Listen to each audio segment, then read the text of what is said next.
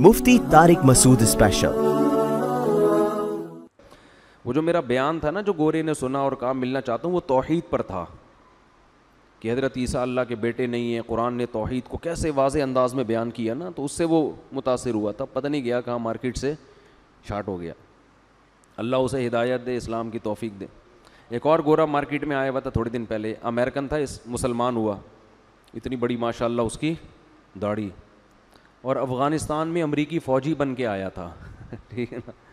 مسلمان ہوا، ریٹائر بھی ہو گیا تھا وہ تو مسلمان ہوا، پھر مسلمان ہو کے ادھر پاکستان بھی آیا، ادھر ہم سے بھی ملنے کے لیے آیا تھا، ابھی پتہ نہیں شاید امریکہ میں بیٹھا ہوا ہے، اور اس کو مسلمان بھی سوات کے ایک پٹھان نے کیا، تو اس نے اس کو قرآن دیا، سمجھایا، تو وہ اتنا، ابھی میں سوات جا رہا تھا تو وہاں ہمارے وہ دوست ملے، انہوں نے کہا کہ اس کی سب سے بڑی خواہش ہے قرآن حفظ کرنے کی، اس گورے کی، وہ قرآن حفظ کرنے میں لگا ہوا ہے۔